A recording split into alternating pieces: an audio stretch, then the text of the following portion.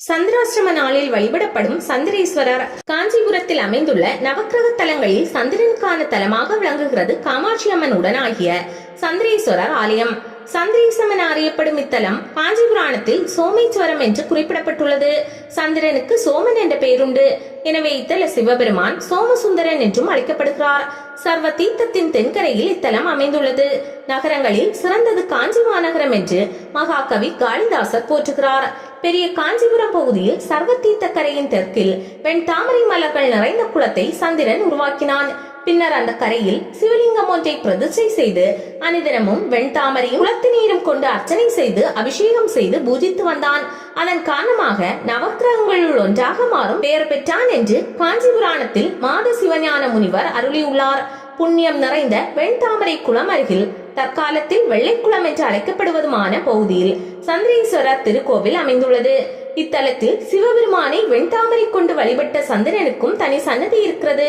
இவ்வாலயத்தின் தீர்த்தமாக வெள்ளைக்குளம் என்று அழைக்கப்படும் சந்திர தீர்த்தம் திகழ்கிறது. கிழக்கு திசை நோக்கி அமைந்த சிறிய திருக்கோவில் இது. முன் மண்டபம், அத்த மண்டபம், கருவறை என்ற அமைப்புடன் ஆலயம் திகழ்கிறது. சிவபெருமான் இத்தலத்தில் லிங்க ரூபத்தில் சந்திரேஸ்வரர் என்ற திருநாமம் தாங்கி கிழக்கு திசை நோக்கி எழுந்தருளி அருள்பாலிக்கிறார். மூலவர் சந்திரேஸ்வரருக்கு பின்புறத்தில் சிவபெருமான், முருகன், பார்வதி ஆகியோர் இணைந்து சோமஸ்கந்த வடிவத்தில் காட்சி தருவது கூடுதல் சிறப்பு. கருவறைக்கு வெளியே ஒரு புறத்தில் விநாயக பெருமானும் மற்றொரு புறத்தில் வள்ளி தெய்வானை சமேதரராக முருகப்பெருமானும் எழுந்தருளி அருள்பாலிக்கிறார்கள். சந்திரேஸ்வரரை தரிசித்தவாறு நந்தி தேவர் அமைந்துள்ளார். நந்தி தேவருக்கு பின்பக்கத்தில் பலிபீடம் அமைந்துள்ளது. சுற்று பிரகாரத்தில் விநாயக சன்னதி அமைந்துள்ளது. விநாயக பெருமானின் இருபுறங்களிலும் நாக தெய்வங்கள் சிலைகள் உள்ளன. சண்டிகேஸ்வரர் ஒரு சிறு சன்னதியில் வீற்றிருக்கிறார். சப்த ரிஷிகள் தவம் செய்து ஈசனை வணங்கி பெயர் பெற்ற தலம் இது என்கிறார்கள். ஆகையால் இத்தலத்தின் விமானத்தில் சப்த ரிஷிகளான அத்ரி, பிருகு, குஸ்த, வசிஷ்ட, கௌதமர், காசியபர், ஆங்கிரசர், அனுசூயா முதலானோர் சுதை சிற்ப வடிவத்தில் காட்சி தருகிறார்கள்.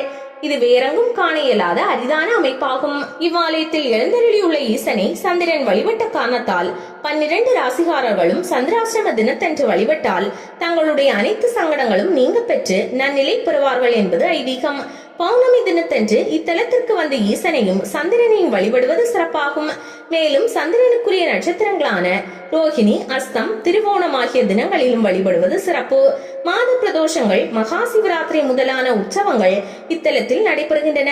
சோமவாரம் மற்றும் பிரதோஷம் இத்தலத்தில் வெகு சிறப்பாக கொண்டாடப்படுகிறது. இவ்வாலயம் தினமும் காலை 8 மணி முதல் 11 மணி வரையும், மாலை 5:30 மணி முதல் இரவு 8 மணி வரையும் பக்தர்கள் தரிசனம் செய்வதற்காக திறந்து வைக்கப்பட்டிருக்கும்.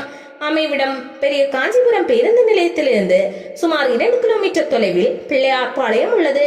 இங்கு வெள்ளைக்குளம் என்ற பகுதியில் சந்தவெளி அம்மன் கோவிலுக்கு பின்புறத்தில் உள்ள தெருவில் தலம் அமைந்துள்ளது.